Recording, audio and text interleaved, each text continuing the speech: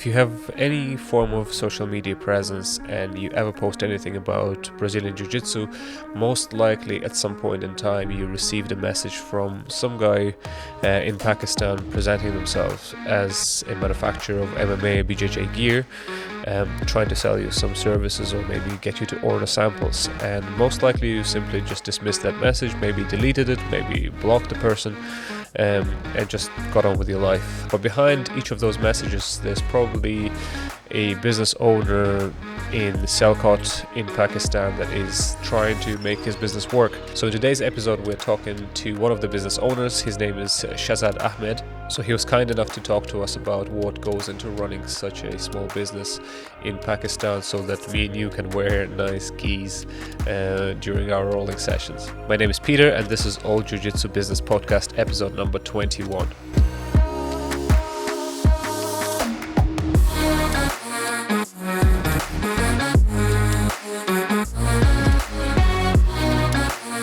Shahzad, welcome to All Jiu-Jitsu Podcast. A pleasure having you and thanks for joining me today.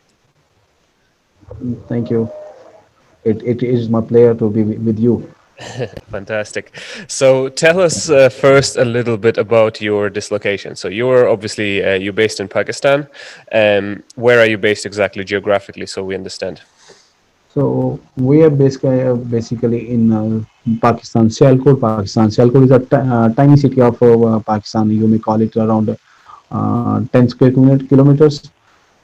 The maximum size of this city, and it has like a huge name all around the globe in sportswear and dental equipment, orthopedic equipment, and surgical equipment, and sports products like cricket, football, and hockey.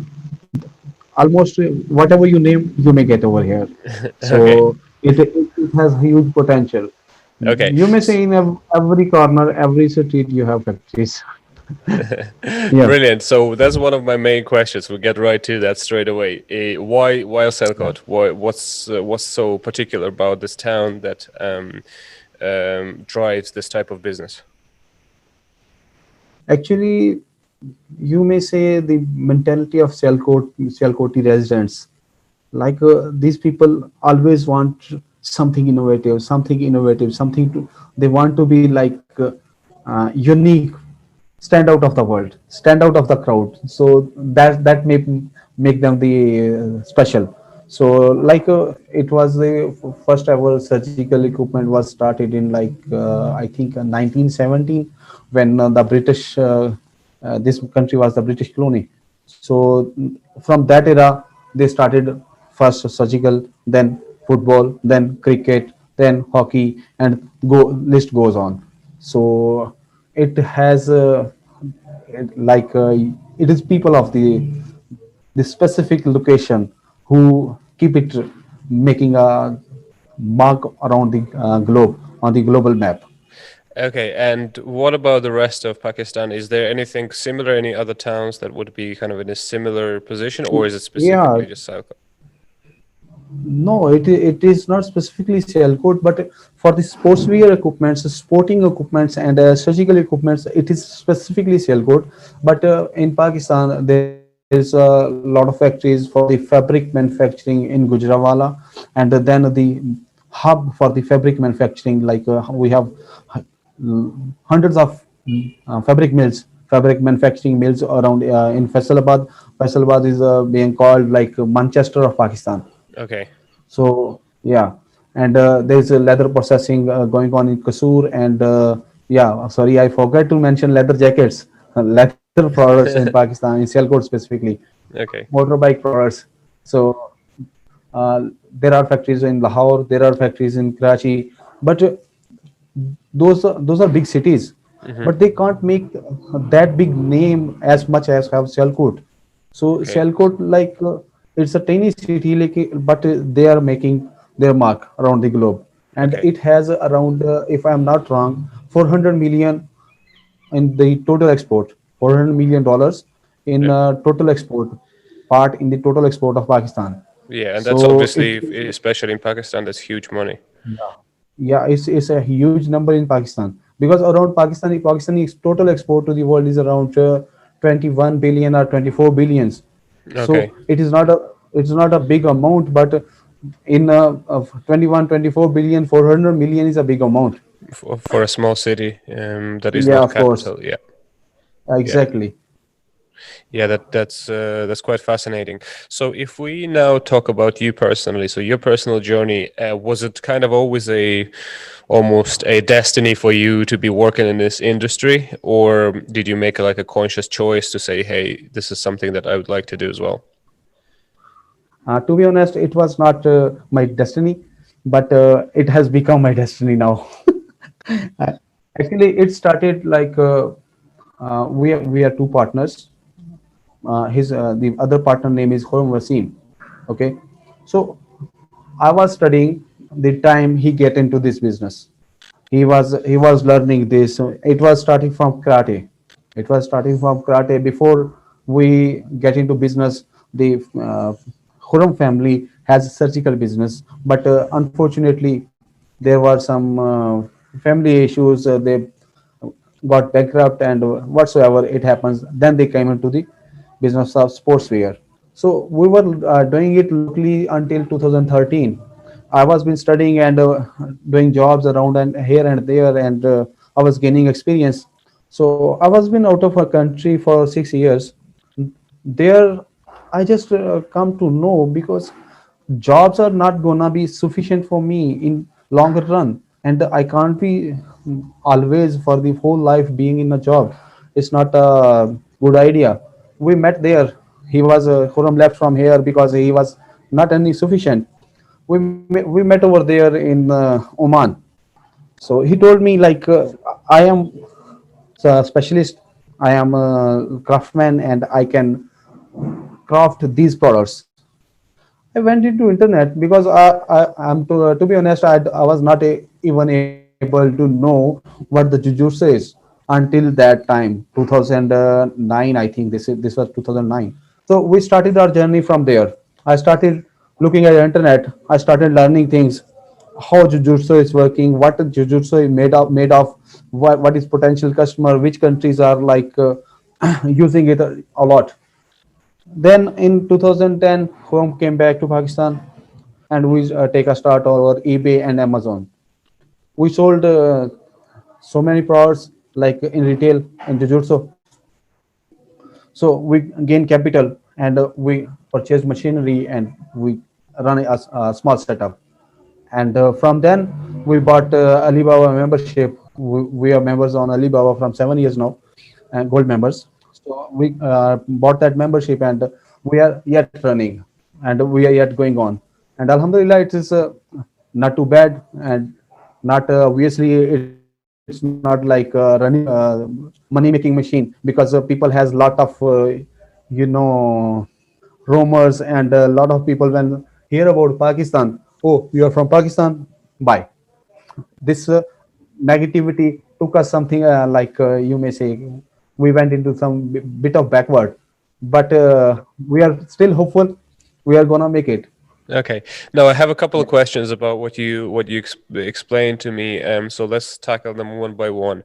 So first of all, your company. So you said you've did some retail work over the internet, online, Amazon, eBay, gained some capital, and then eventually were able to purchase some machinery to set up your proper manufacturing. So as of today, Yeah. what have you got in your as a company? What are your assets in terms of machinery? How many people do you have working for you? What if I was to ask you what's your business physically? What does it consist of? Actually, we have around 50 employees, and we are being manufacturing jujutsu gears and whole lot of uniforms, whatever get into martial arts. It's karate, it's jujutsu, it's judo, it's kung fu, it's taekwondo, whatsoever it is, we are manufacturing it, and we have machinery, whole machinery for this. Then there is boxing equipment, specifically boxing gloves, shin guards, and head guards, like every product in the boxing gloves, which is being made by hand. We have not big machinery like the deep foam products. We are not manufacturing those products because it has massive expensive machinery, and we did not yet uh, think like we can get into that, because everything whatever you need to produce, you need to know what is quality gonna be at the end for the end user, because we deal with business to business, but the business, whoever, suppose we are dealing with you, and you need to deal with your customers, because you might be a retailer, you have your retail customers, your retail customers happy, you are happy, if you are happy, we are happy. This is a proper whole circle for the business.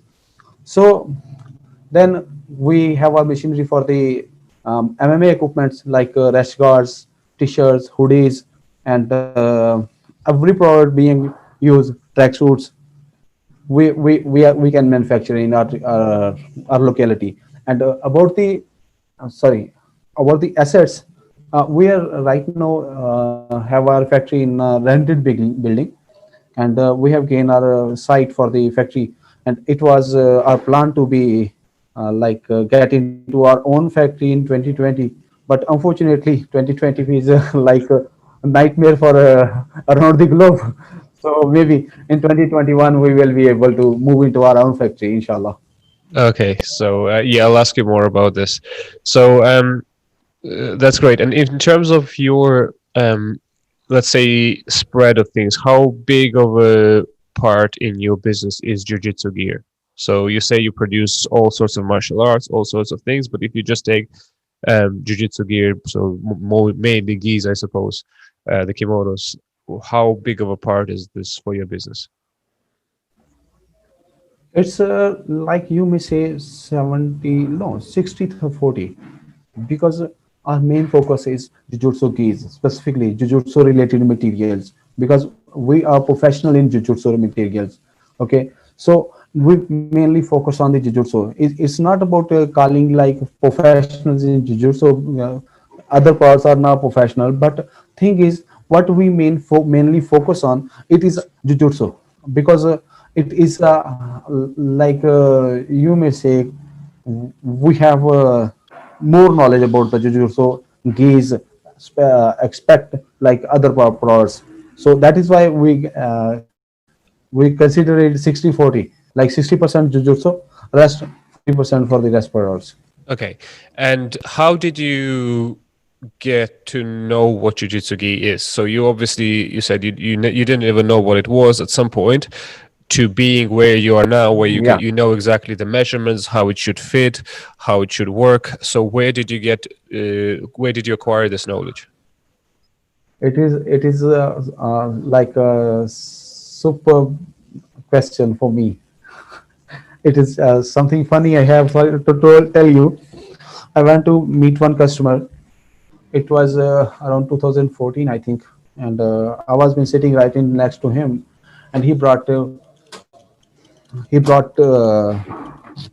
karate gis in front of me, and to be honest, I was not even able to recognize what fabric is this.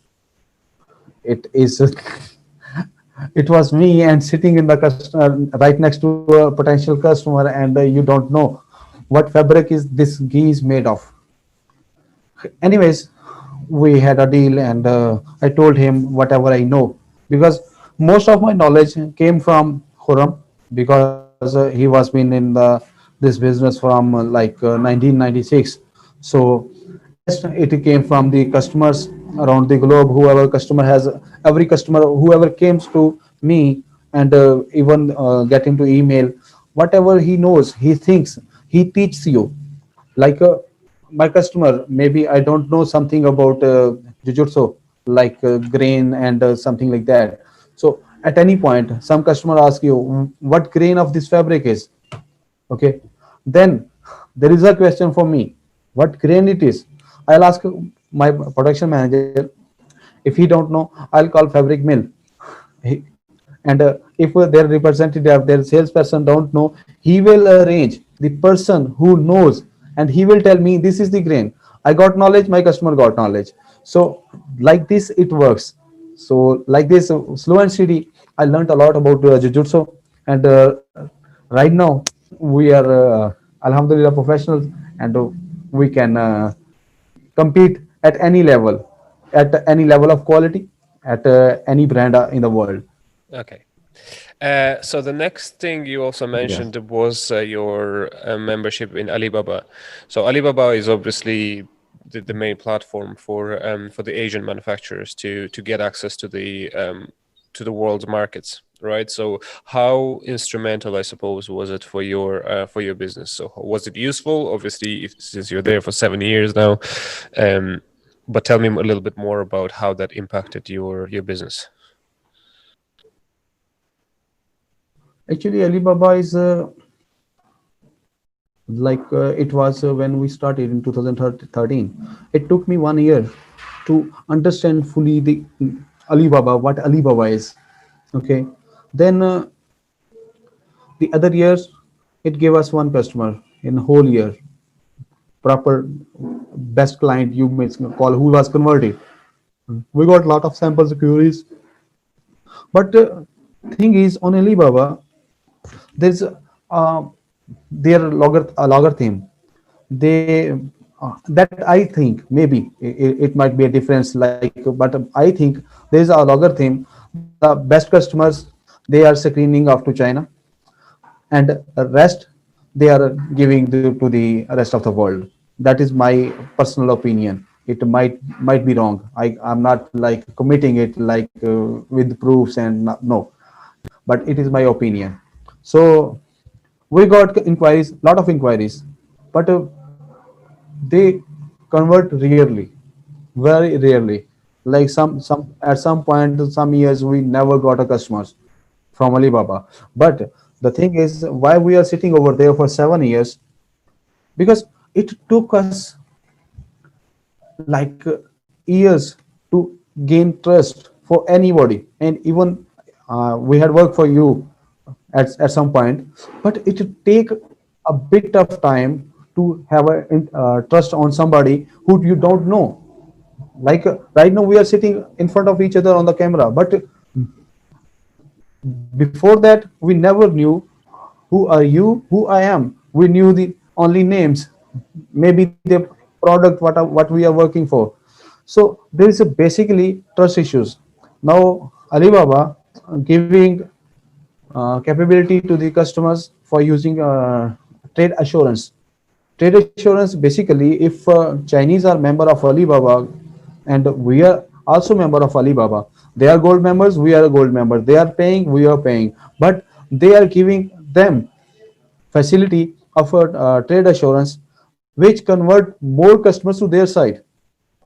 In Pakistan, we don't have trade assurance, so it bit of like edge to Chinese, but the quality of Chinese geese specifically, I'm not like they are competitor and I'm gonna call bad words, but for me, whatever I get from the customers' feedback, they told the Chinese geese quality is a bit of ripped off, like you may say, it's not too good. And what I thought, maybe the cotton is a product of Pakistan basically, and they are importing from Pakistan, and maybe their procedure of the manufacturing fabric might not be as good as Pakistani people have. Hmm.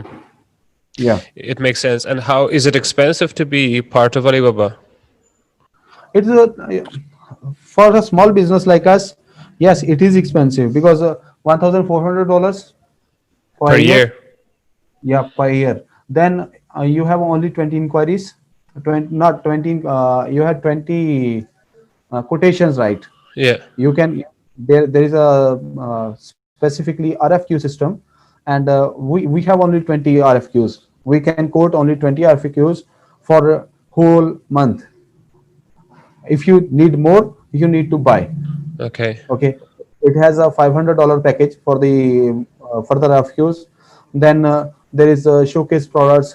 They have further for that for showcase products. So they call us like if you wanna showcase it, like one more product, give $100, $200.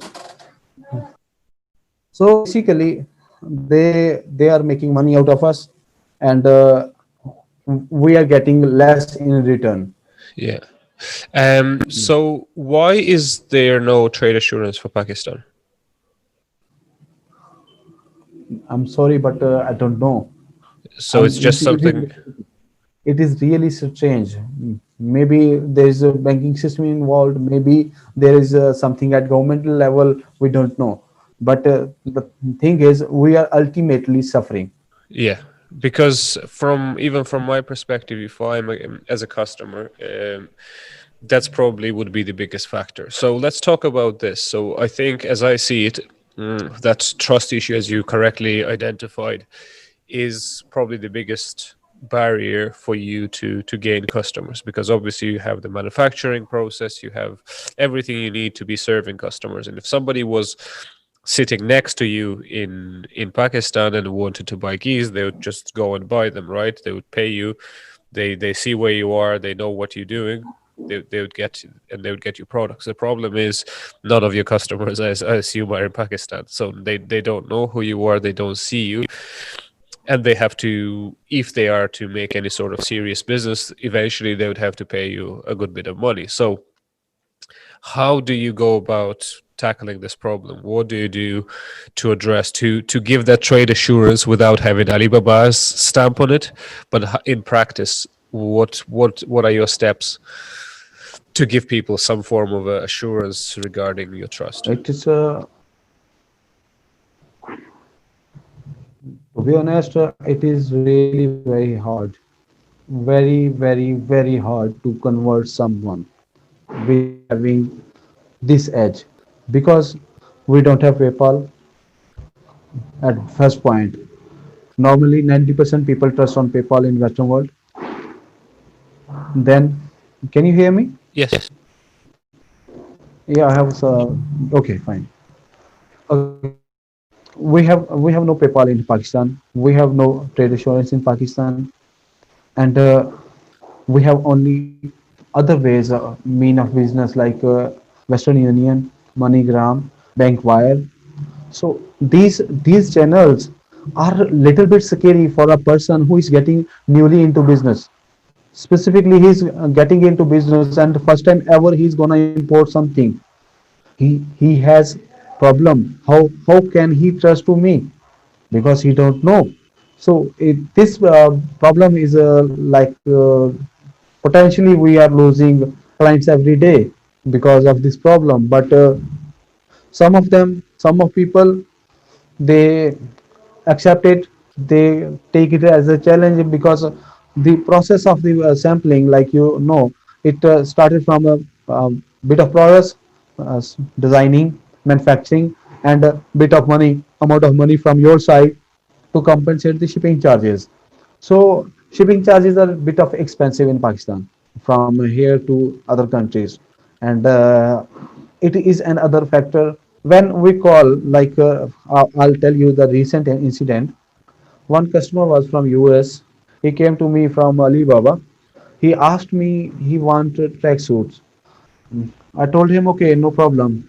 We have been discussing from, you may say, my time around 9 p.m. in the evening until 2 a.m.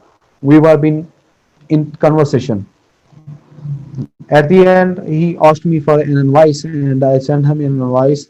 He told me he wanna pay with credit card. Now, here is another trick. We have no credit card system. We have no credit card payment system in Pakistan. We cannot take credit card payments. But we have some other sources, like there's a bank, online bank, Payoneer. It's called Payoneer. Maybe you know about it. And I sent him link for Payoneer to pay for the uh, his consignment. He sent bank wire, system to Payoneer. No, Payoneer never accept bank wire. There it comes tricky. Like he was forcing me, he sent money, but we received nothing. Not in Payoneer, not in our bank account. I was worried what happened. After 14 days, Payoneer came back to me and told your transaction has cancelled because it was not rightly processed. I was consistently in contact with Payoneer, but they were unable to respond. What happened? But after 14 days, they told me this. Then I went back to my customer. He was totally scared. To be honest, if I am in his place, I will be scared because he sent $1,400 in one click, and it don't know where it went. It was been deducting from his account and not received by the person who he was sending. So after that, I tried to contact him. I told him your money has been refunded, but that customer was gone. This is a tiny incident, but there might be some misunderstanding in our past communication process. But the thing is, customers feels wants security. Everybody wants the security of their money. So if they didn't get security, how anybody gonna be trust? It is a big issue. So when we have something like this, we might be call him like if you want some reference, we can give you a reference of some existing customers. So if they want to speak each other, like you're sitting in Ireland, and if someone get in touch with me from Ireland and he don't want to trust me, I can refer to you. Please, you may contact Peter and he'll help you out. So if if you had a good experience with me, you definitely tell him, yeah, he's a good guy. But if you somehow at some point you don't like me, you will say, oh no, don't go. He is good guy, like, but his products are not good. So this way we tackle this problem, and sometimes it works, sometimes it doesn't work. Mhm.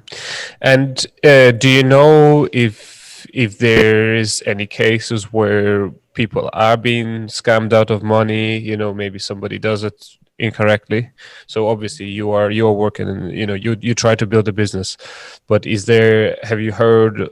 Obviously, you must be kind of aware of the industry. Is there anything like this happening where people are sending money and not getting anything in return? Actually, it is happening. I'm not gonna save a face, but unfortunately, this is a sad reality. Not only in Pakistan, but around the globe. Wherever you go, there are bad people. Okay, excuse.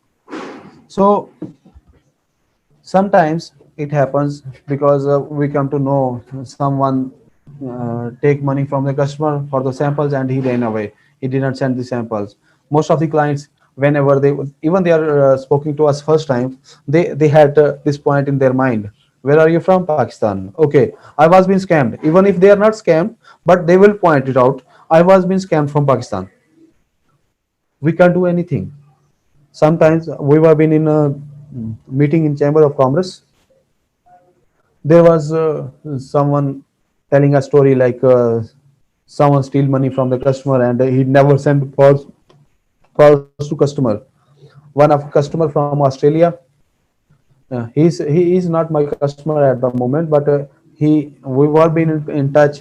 He pursued me with like he told me get in touch with this person and ask him. He took money of 2,800 dollars.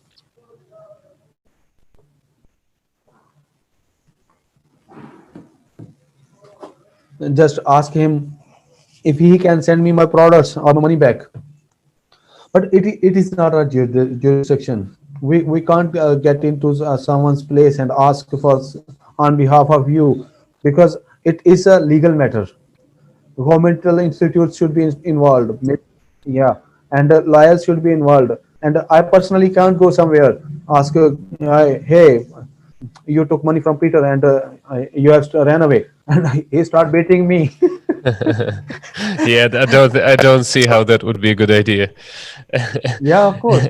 And So that, yeah, please carry on. no, I think it makes sense. Obviously, it's a big challenge. And you also mentioned there's some form of a chamber of commerce. Do you have any, let's say, somewhat official body in Cellcode that can help you out, to tackle these problems where people can go and say, hey, is this even a proper company or something? Yeah, there is a chamber of commerce in every almost every major city. We have a chamber of commerce where is we are being registered, and they have now listed their companies on their websites. It is there is those companies are listed which are consistently being renewed every year. We have to renew our membership with the chamber. Okay. And there is another body which is a federal board of revenue, where we are being registered for the taxation. But it is not necessary a person being registered with chamber, a person being registered with FBR, he is not gonna scam. It is not necessary, and I can't say everybody is scamming. No, if everybody is scamming, there are huge factories over here with thousands of employees. They are not gonna be running. Okay, Yeah. so it happens, but the cheap people, a few amount of cheap people, you may say it is not only the Pakistan, but the problem is at customer side.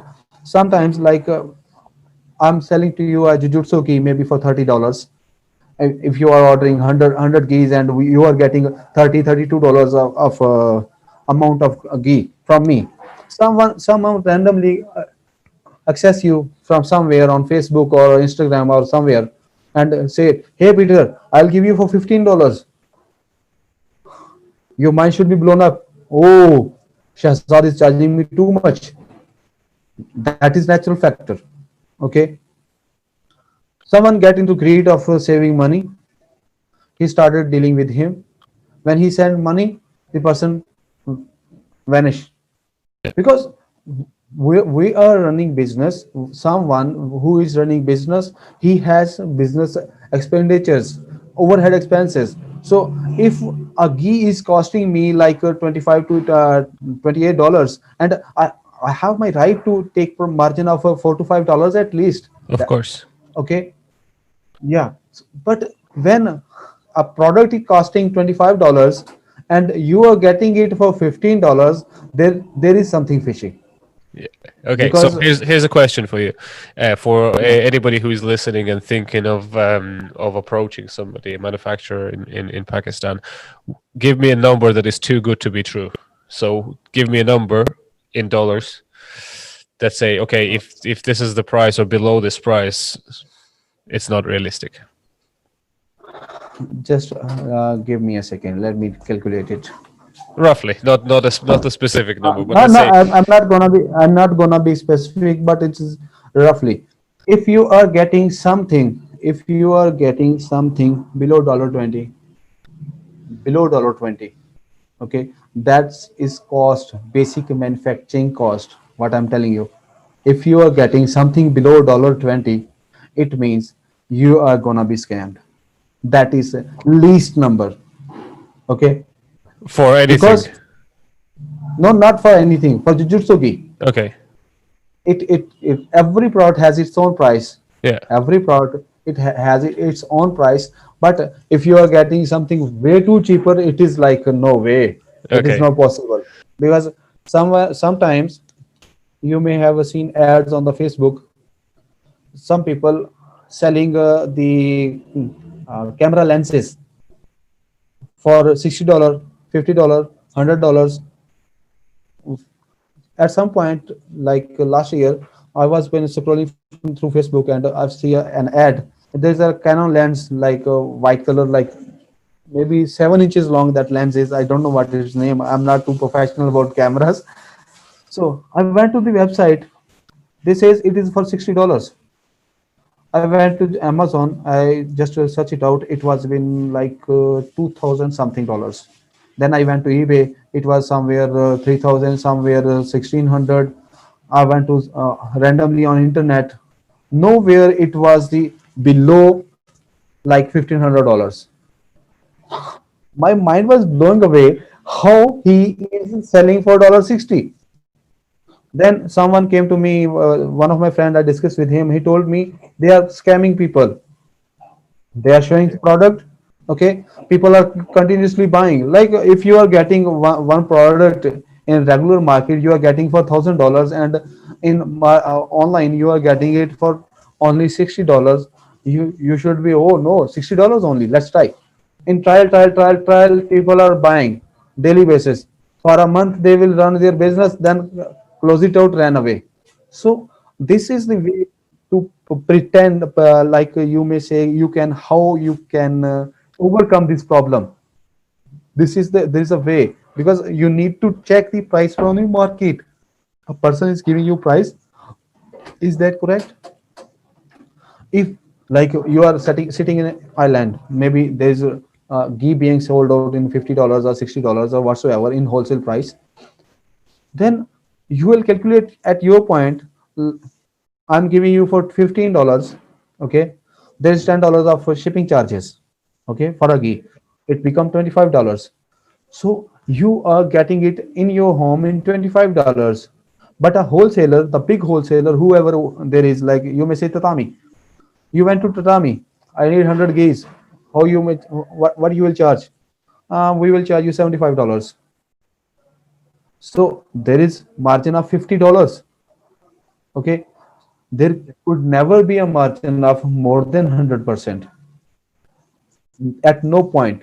So that is where customers should try to understand, because dealing with the manufacturer proper, if you have trust issues, you may call him. Okay, man, I will call you. What time is suitable for you? I'll call you video call. I want to see your unit. I want to see your factory. Where are you building? Where's what is your princess? So these are the countermeasures, because it is giving bad name to us, whoever is trying to achieve something, and bad name to the country. But it is unfortunately happening. Okay, and so you're obviously kind of monitoring the whole jiu-jitsu brands scene. So have you, whoever, without, you don't have to kind of name any specific brands, but have you worked with any kind of bigger brands, or have you ever managed to get into business with the bigger jiu-jitsu brands? Unfortunately, no. So it's mostly individual gyms or something like this. Yeah, of course, some academies, some smaller brands, but bigger brands we are unfortunately not able to get some, Is because it the case of that you're being a little bit too small for bigger brands, or what is the reason? it is not the case, possibly, but Or is it it a bit might of be a luck? case as well. Yeah, of course, it is a bit of luck, you may call, because it's a bit of luck as well, and as well something we might be missing, because we couldn't get in touch with the big brands, because we have there's only two channels. One channel is Alibaba, the other channel is email marketing. So the big brands, they are not gonna come from the email marketing, not nor from the Facebook. Okay, so they will come to So you you'll if just have you, to wait for them. of course, you have to wait for them, or you have to go to their door, knock them, tuck tuck tuck, I'm coming for you. Will you please work for me? Yeah, we had tried to gain some, but unfortunately we could not. We tried to get an appointment from Hayabusa in UAE, Yeah. but unfortunately we could not make it, and we had an appointment with the UAE BJJ Federation, and we could not convert it as well. So, but we tried, and we are keep on trying at our level best. Okay. Hopefully someday. And when you are looking around the industry within your town, within Salcoat, and you've Yeah. seen these companies, so obviously there are probably some companies that are more successful than the others.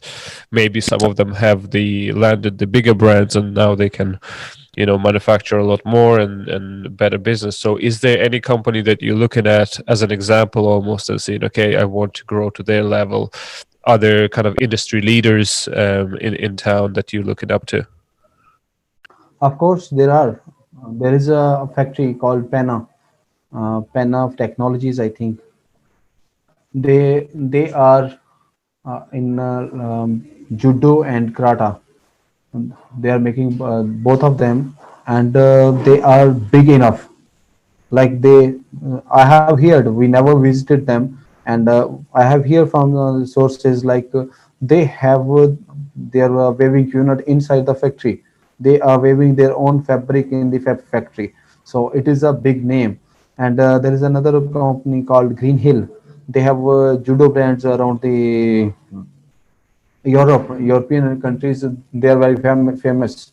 So those are the factories, they have been in the business since we were in childhood, maybe even before our birth. Okay. So maybe at that point we will be giants as well. But hopefully, Yeah.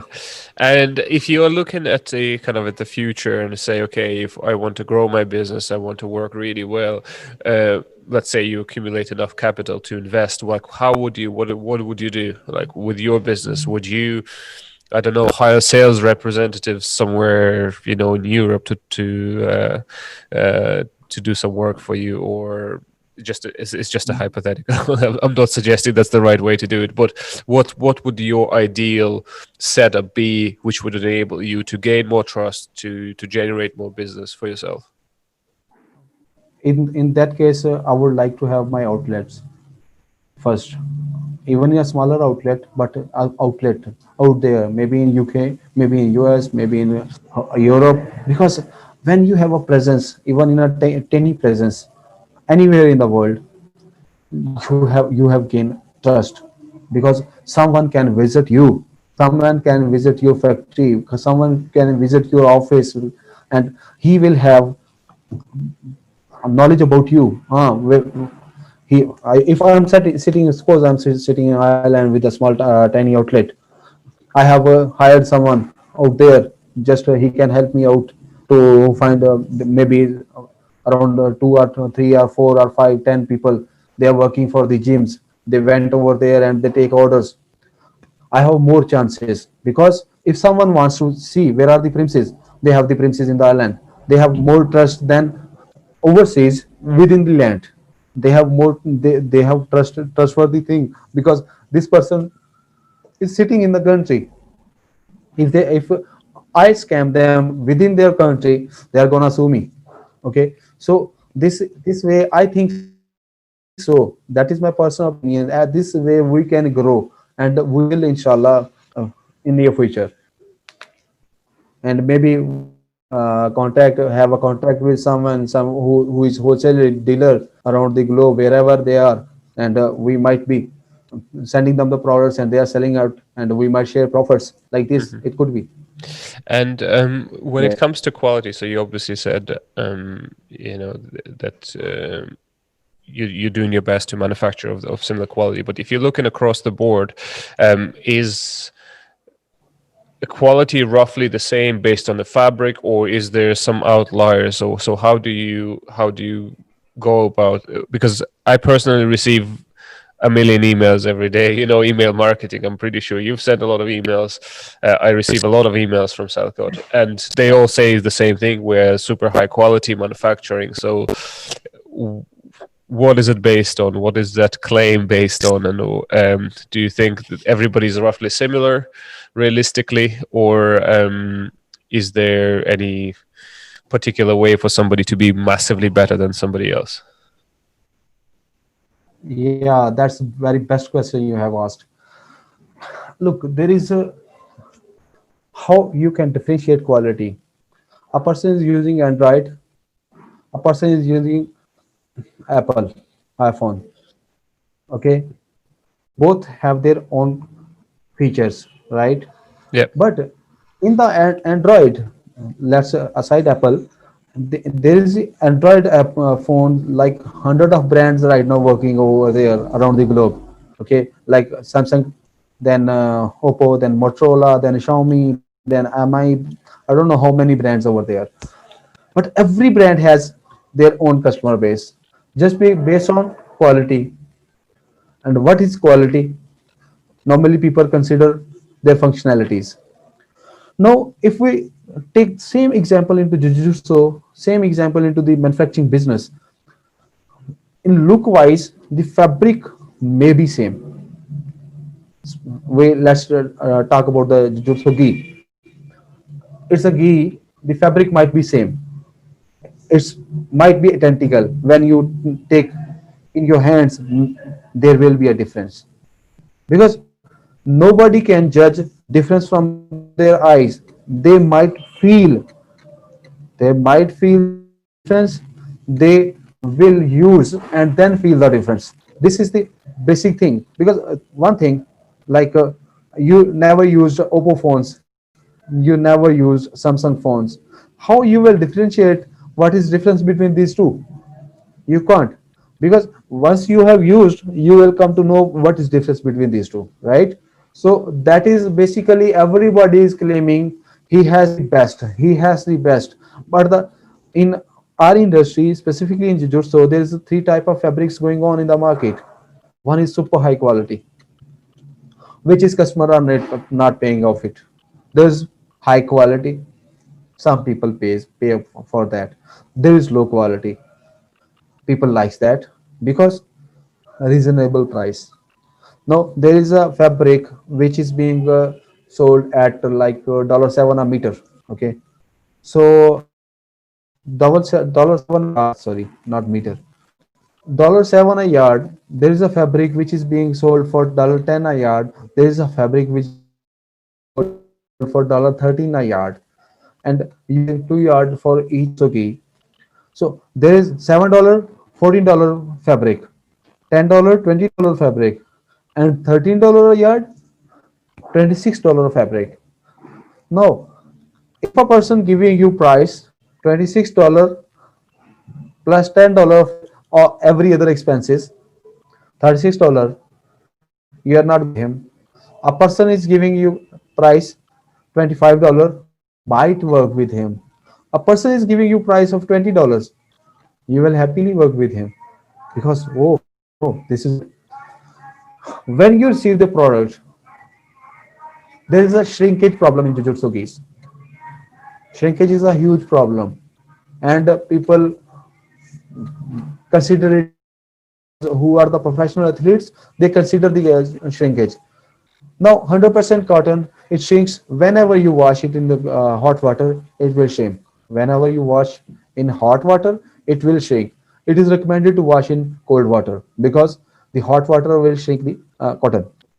So no one can judge if the this fabric is cotton or this fabric is poly cotton.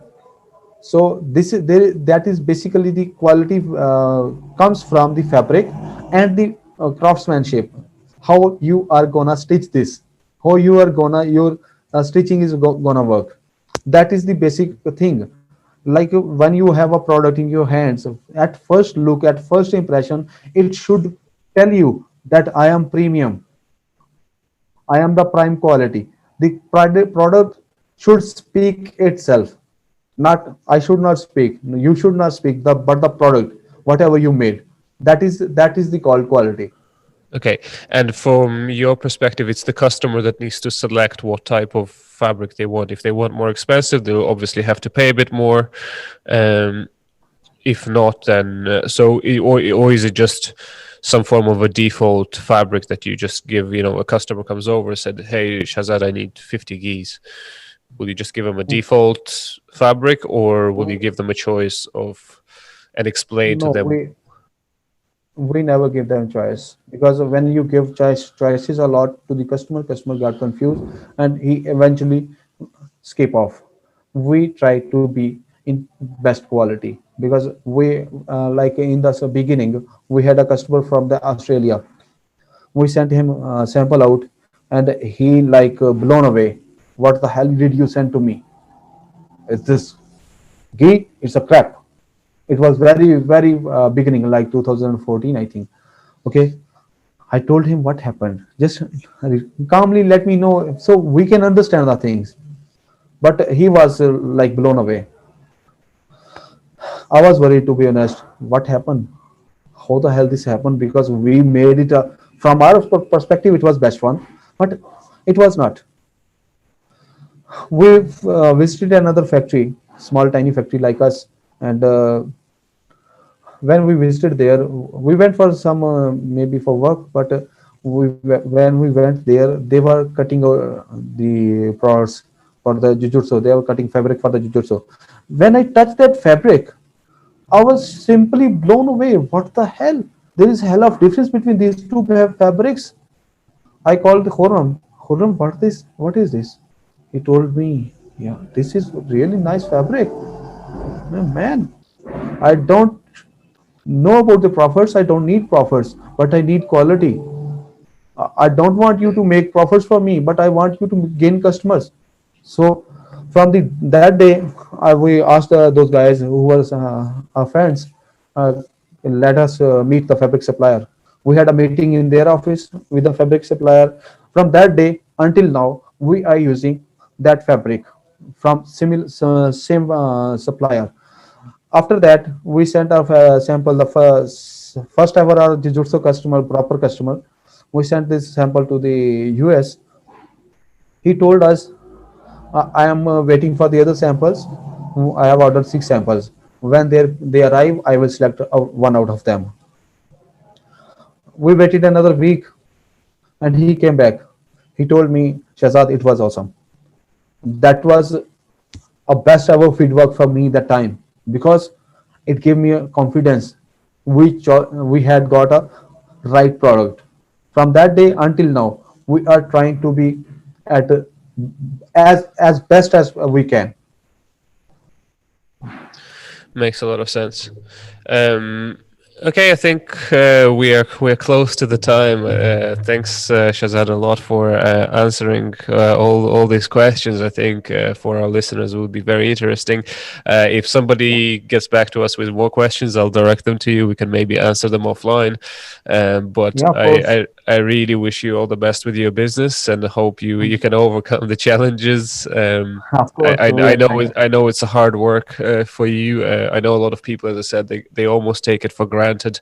They just get an email and they dismiss it, but behind it is just people trying to make their businesses work. So I really appreciate your time, and again, wish you all the best. Thanks a lot. Thank you so much, man. It was nice to have you on here, and we would like to serve people better way and gain a good name for our country, for ourselves. Thank you so much.